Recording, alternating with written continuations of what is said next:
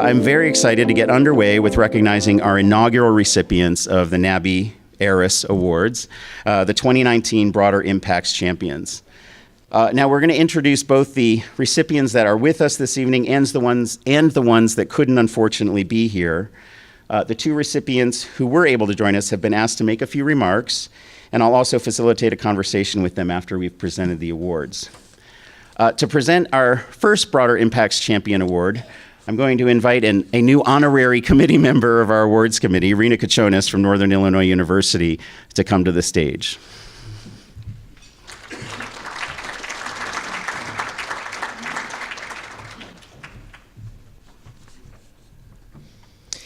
Neal Lane is a senior fellow in science and technology policy at Rice University's Baker Institute for Public Policy.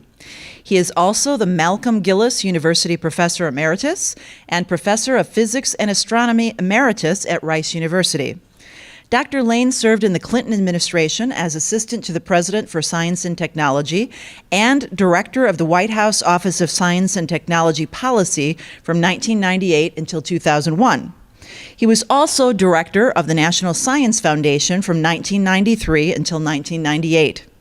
Earlier, from 1984 until 1986, he served as Chancellor of the University of Colorado at Colorado Springs.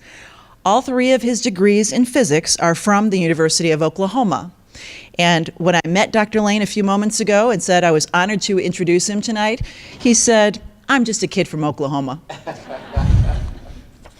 In nominating Dr. Lane for the Broader Impacts Champion Award, the nominator had this to say: Dr. Lane was director of NSF in 1997 when the Broader Impacts criterion was added to proposal review. He has been a champion for bringing research and education together and has written extensively on the benefits of broader impacts in the review process.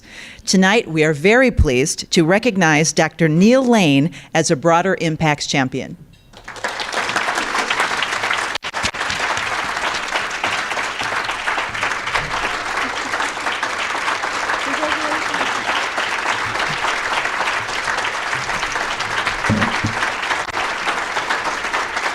Thank you so much. Thank you for this wonderful recognition. I am just a kid from Oklahoma, and I think what I did at NSF was to form a committee and sign off on the result. But I am indeed touched and deeply honored to receive this recognition tonight. On the policy front, of course, my co-champions are the ones that really made it happen. Shirley Malcom was on the board at that time, and against a certain amount of resistance on the part of some board members, made this happen. Those of you who know Shirley Malcom realize that getting into a tussle with Shirley on anything is a questionable activity, and she always ends up being right about it. But in addition, it's clear that Wanda and Dahlia helped nurture and sustain this activity, otherwise could well have withered, as previous efforts of this kind had done at NSF. Now, I have to say, I think Wanda would agree, and Shirley and Dahlia would agree, that the people that really made it work are people like yourselves and your colleagues, researchers all around the country, who could have just said, "This will pass. We don't really have to worry about this," and some did, but enough didn't. And with the guidance of people like yourselves, they really were able to do extraordinary things, which you largely celebrate in a summit like this one. And it makes me just feel very good that it finally got done. I can tell you honestly, in the beginning, I was pretty skeptical that it would work. I was really excited about the idea because I had felt for years that researchers who'd done, let's say, an extraordinary job mentoring women, underrepresented minorities, really got no credit for that. There was no mechanism that would allow them to receive proper recognition for those extraordinarily important contributions. And Broader Impacts, with all of the other things it could do, certainly could do that and has done that. The National Science Board, of course, in the end, approved this change in criteria from 4 to 2. And in doing that, they really sort of promised society that by putting this criterion in place, the overall value of the investment that taxpayers make in the National Science Foundation and increasingly other agencies was really going to pay off for society, and it was going to pay off more than perhaps it had done in recent history. We were pretty ambiguous about what the broader impacts ought to be, and people pointed that out, as they still do today. Like, this is confusing. We don't quite know what this is all about. And NSF, as you know, over the years has gone back and forth in being more prescriptive, less prescriptive. We favored, I certainly still believe, less restrictive, as NSF always does with research proposals anyway, because these are creative people. What you really want is the new idea. You want something that hasn't been done before that could really be transformative. And as much as I admire our colleagues in the NSF building, we really didn't believe that we were the people to make that kind of decision. So thank you, RS, thank you, NABI, for all you do, and all of you who are here today and those who have already gone home. We are enormously grateful. Last thing I would say is I think probably nobody knows, but R2D2 was really a result of a broader impacts project.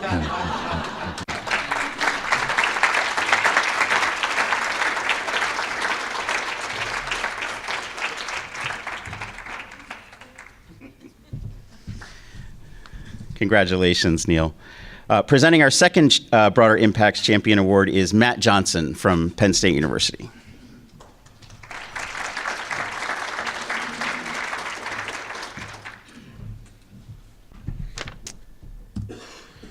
Shirley Malcom is a senior advisor and the director of Sea Change at AAAS, a program that's focused on STEM equity achievement. She's been at AAAS for nearly 40 years, working to improve the quality of STEM education and increase to access for STEM careers.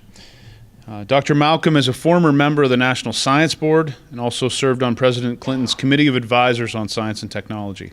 In addition to degrees in zoology and ecology from Penn State, UCLA, and the University of Washington, she holds 17 honorary degrees.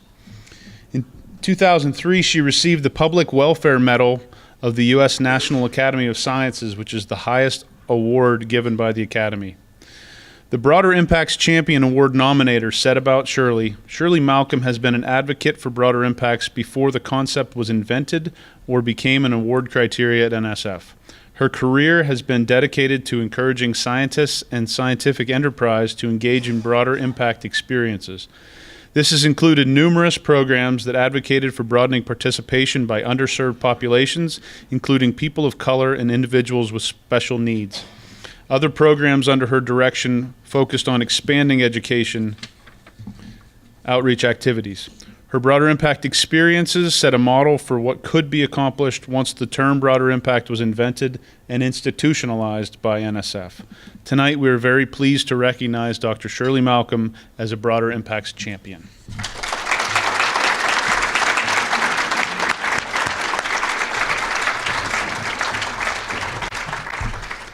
I'm really sorry that Shirley couldn't be with us, but I'll just wave because I know she'll see the video. Congratulations, Shirley. Our next award will be presented by Teddy Phillipson Maurer from Indiana University Bloomington.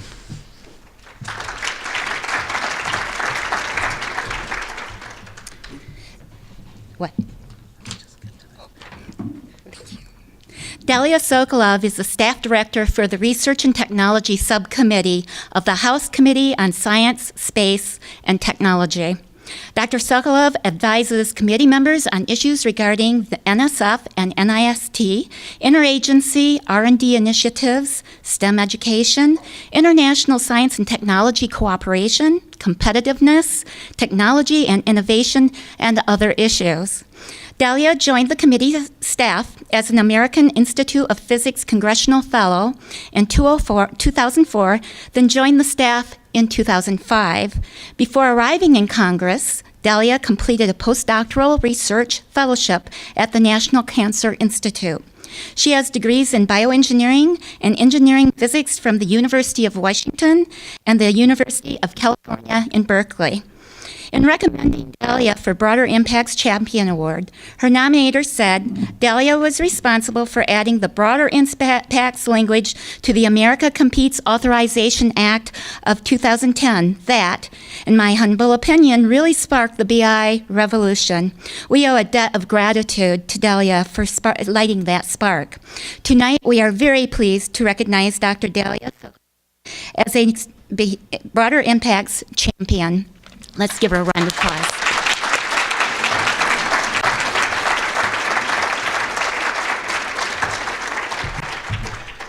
Thanks, Teddy. And I know that Dahlia tried really hard. There were a lot of emails. She tried really hard to be here with us tonight, but just couldn't get away because of some work commitments. But congratulations, Dahlia. And it's my pleasure to present the fourth of the 2019 Broader Impacts Champions Awards. Wanda Ward is Executive Associate Chancellor for Administration and University Relations and Chief of Staff in the Office of the Chancellor at the University of Illinois at Urbana-Champaign. I see by the time I got to the name of the institution, I was exhausted from your title. Prior to her role at Illinois, Dr. Ward served in a number of leadership positions throughout 26 years at NSF, including advisor to the director, head of the Office of International and Integrative Activities, Deputy Assistant Director for NSF's directors. From 2015 to 2017, Wanda also served as Assistant Director for Broadening Participation, Office of Technology Policy in the White House Executive Office of the President. Dr. Ward's degrees in psychology and Afro-American studies are from Princeton and Stanford University. She's been recognized with a Ford Foundation Fellowship, the American Psychological Association Presidential Citation, and other distinguished honors. None nearly as exciting as the one that she's being recognized with this evening. Wanda's nominator for the Broader Impacts Champion Award had this to say: Dr. Ward's commitment to advancing broader impacts in our community is clear. She was head of the NSF Office of Integrative Activities when the first summit was held at the University of Missouri. She was instrumental in funding the second summit in Arlington, Virginia, and also keynoted at that meeting.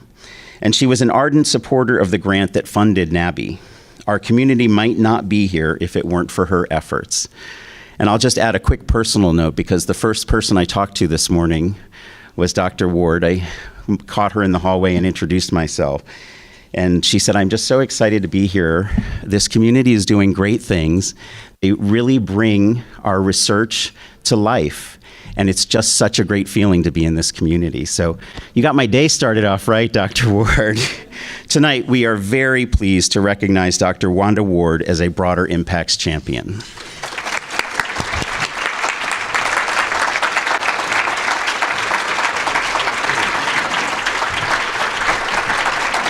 Good evening. Good evening. Thank you all. Thank you so much. I have to say, this is one of my favorite places to be. I love this community because you all are putting traction, as Dr. Lane, as Neal pointed out, but behind the reality of all of the discoveries that we put into place.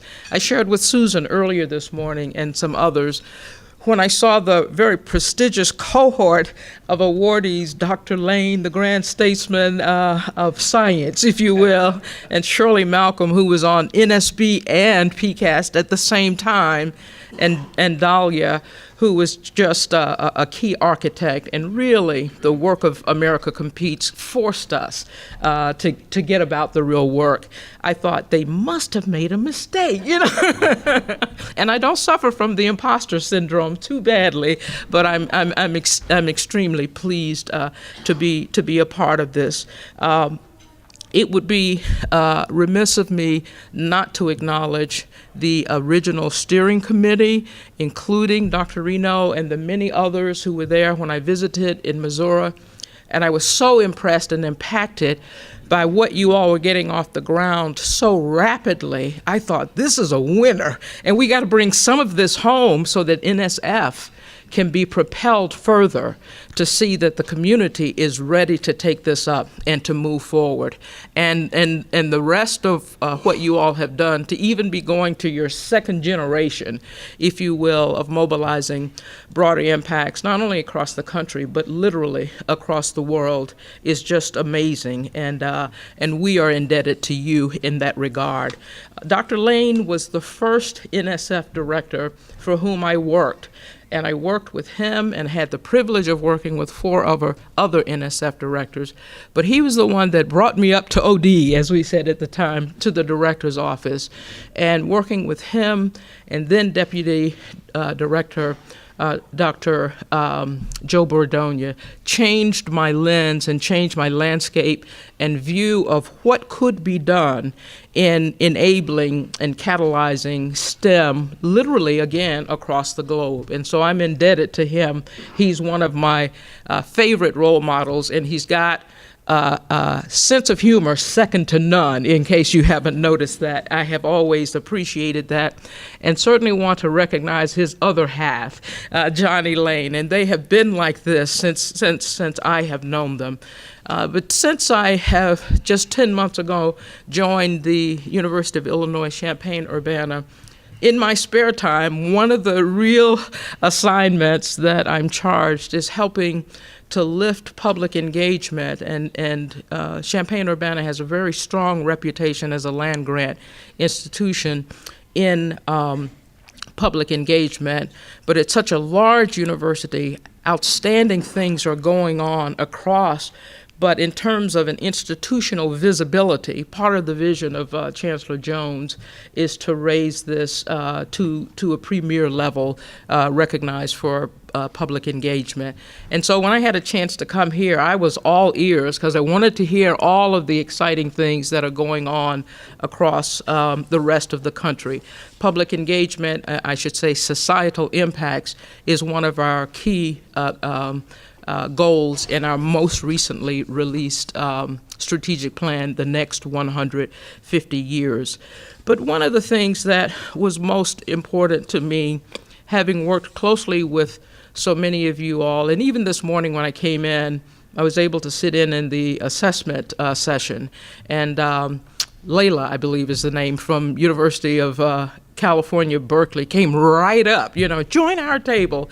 This is the community that I love dearly, and being a part of those kinds of things just makes great impacts. But I really want to share with you what I truly believe is the inestimable yet undetermined role that each of you is playing in what I would say yet forging the frontiers of science, because your relentless pursuit of advancing broader impacts strengthens the entire enterprise. And if you'll give me just a second, I'd like to speak with you about your role in advancing the human condition, insisting on the inextricable intertwinement between access and excellence, believing that all students can learn and that excellence exists everywhere, and your responsibilities to be leaders. I'm heartened and I'm encouraged by this, for me, priceless recognition, but you, as Neal said earlier, will be the test, the acid test of how far the broader impacts goes. And I'm going to take 2 of Shirley's minute and maybe 1 of, I'm teasing, I won't be too long, I promise you. But if you would let me leave you with this. Many, many years ago, the thought leader, Peter Drucker, said, "No century in recorded history has experienced so many social transformations and such radical ones as the 20th century. In the developed free countries, free market countries, which contain less than 1/5 of the Earth's population, but are the model for the rest, work and workforce, society and polity are all, in the latest decade of the century, qualitatively and quantitatively different, not only from what they were in the first years of the century, but also from what has existed at any other time in history, in their configurations, in their processes, in their problems, and in their structures. The emerging society, in the one that is based on knowledge and knowledge workers, is far more than a social change. It is a change in the human condition. Knowledge workers will give the emerging knowledge society its character, its leadership, its social profile. This is what you're helping to shape through the broader impacts community that you all have done such an outstanding job in promoting. In the area of access and excellence, many, many years ago, Dr. King said, man's scientific and technological genius has made a new world of geographical togetherness and brought us together. We are a geographical neighborhood, but we're not yet a brotherhood. This is something I deeply believe that broader impacts can help foster, and many other things along that line. And then finally, what I will charge you with insofar as the leadership role, independent of title, but the leadership role each of you can play in forging broader impacts to the betterment of all mankind. There is the saying, the urgency of the hour calls for leaders of wise judgment and sound integrity. Leaders not in love with publicity, but in love with humanity. Leaders who can subject their particular egos to the greatness of the cause. God give us leaders. A time like this demands strong minds, great hearts, true faith, and ready hands. Leaders whom the lust of office does not kill.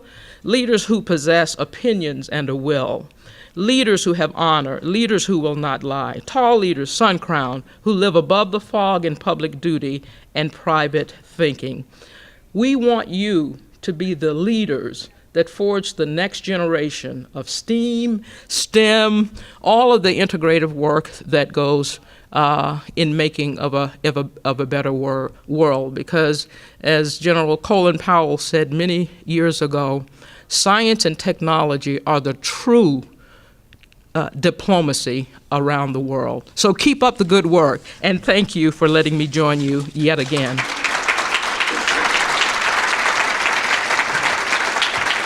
Dr. Lane and Dr. Ward were gracious enough to offer to stay for a few more minutes after the awards and chat with us a little bit about where we are with broader impacts and where we're going.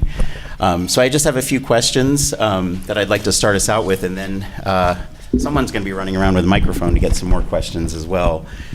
My first question for both of you is just at a very broad level, not that you have necessarily been following every detail of what's happened with broader impacts since you've been at NSF, but just generally in the world of research's impact in society, what would you say the state of that is?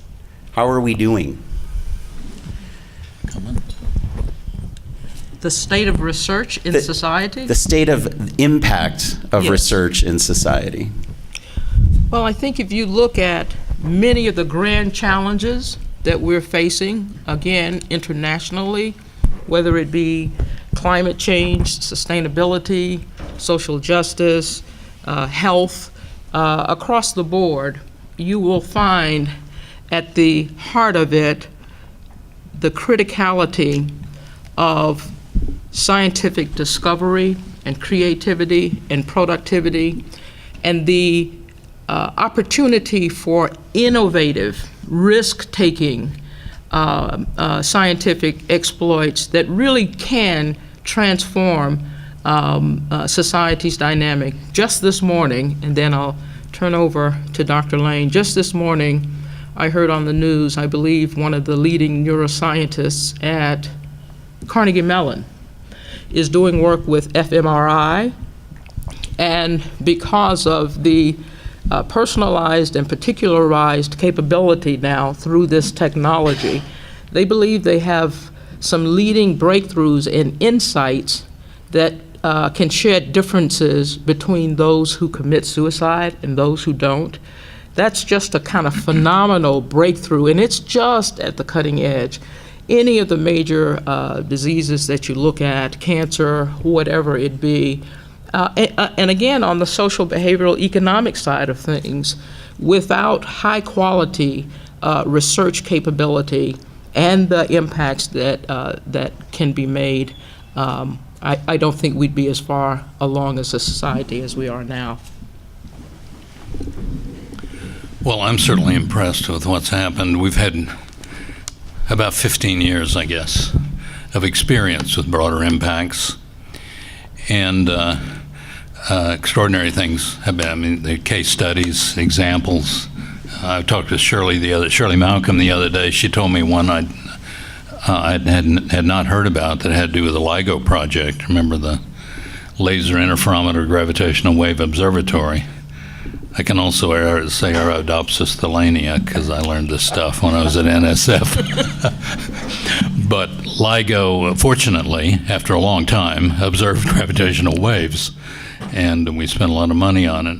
But I've used that example because it's hard to find a more esoteric, a purer, a more basic, a more fundamental research project that costs an enormous amount of money and involved many super bright people. It's not immediately the place you would think of as connecting, integrating, translating, whatever, into societal benefits.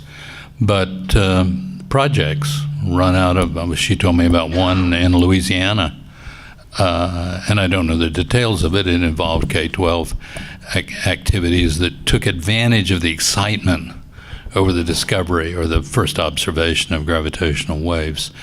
And I remember another situation in which a doctor, a medical researcher, studying audiology. I don't hear very well, so I really appreciated what he was doing. And he needed a super stable laser that was not available anywhere. And somebody told him about the LIGO project. And so he flew out there, and sure enough, he found the laser he wanted, and it made a huge difference in his own research project. And I use that example because it's totally unpredictable. It's a broader impact that wasn't in anybody's proposal and that you wouldn't have expected. So my conclusion from that is something I felt strongly about, is that two things. We can't expect every single grant, every PI to be successful on whatever broader impacts project he or she put in the proposal.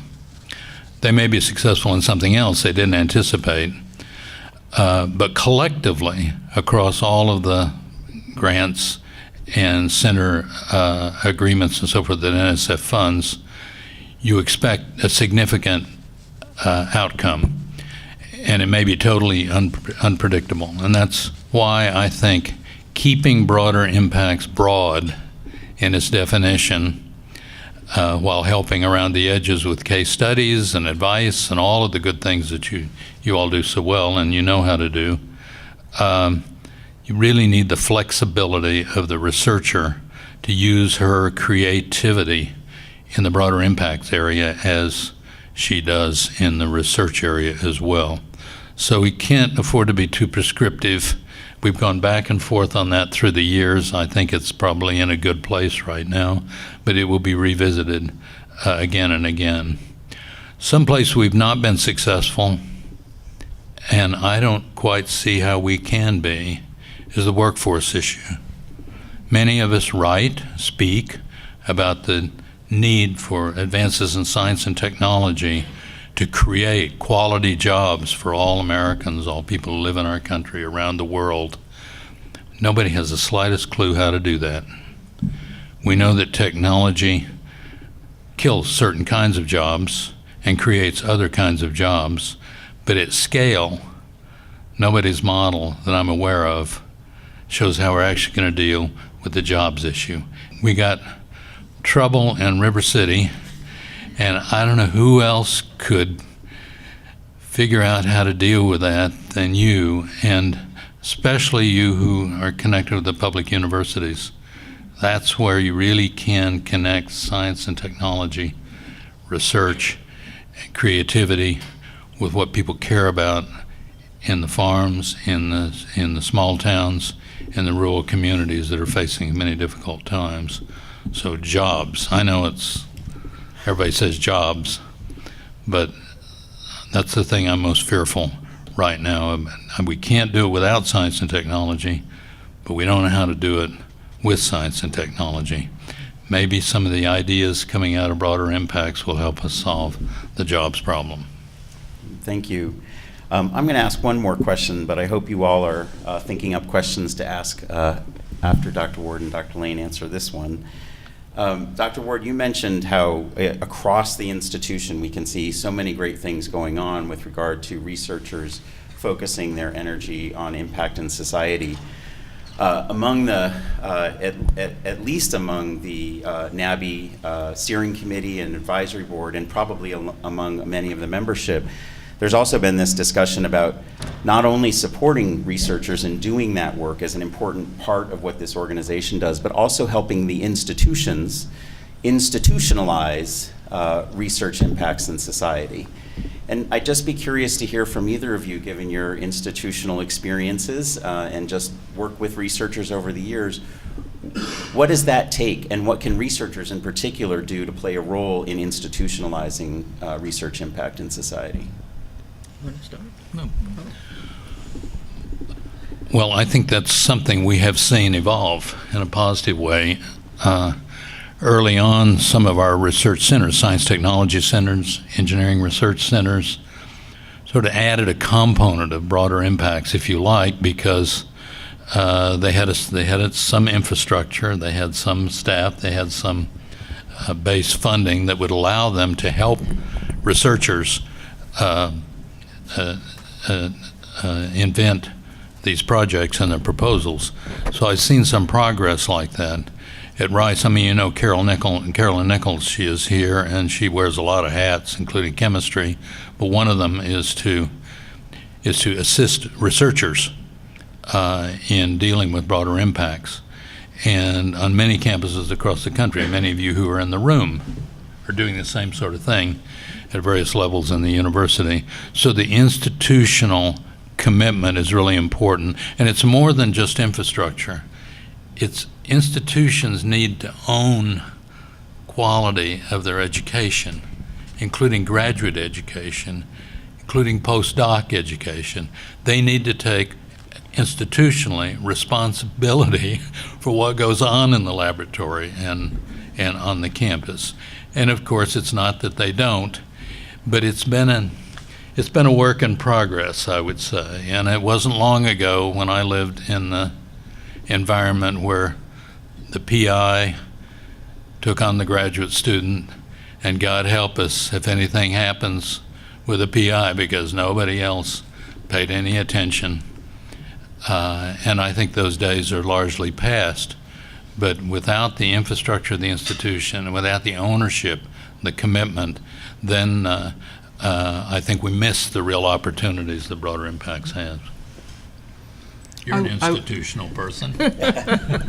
As I was thinking as you were speaking, Neal, I think one of the most important contributions of the America Competes Act was the emphasis on accountability and institutionalization, if you will, and that was to empower, acknowledge the value of having institutional infrastructures in place rather than having single investigators or even small teams of devoted public, broader impacts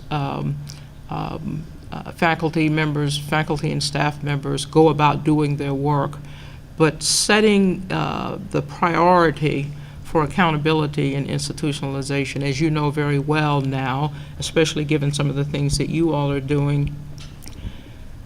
If researchers are extraordinary at what they do at their research, but they are committed to and believe in broader impacts, but they don't have quite the same level of expertise in research that they have in broader impacts.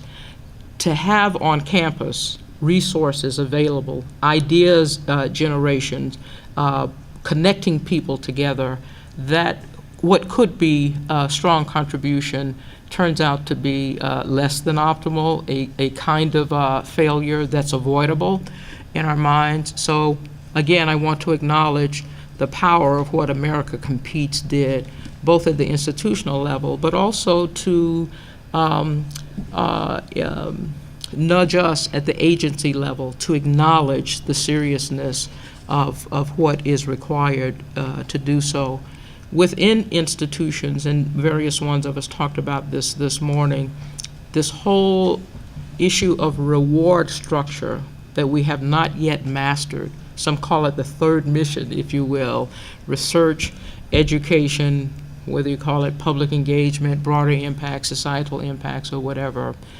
There still needs to be greater reward structures put in place, notably at the promotion and tenure consideration period. Incentives, recognition awards for those, for individuals and teams and groups who are doing excellent work on their campuses.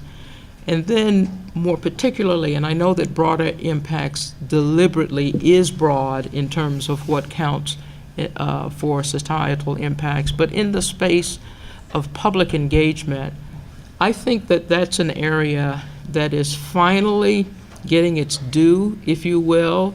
It's sort of gaining a stride worldwide, if you will.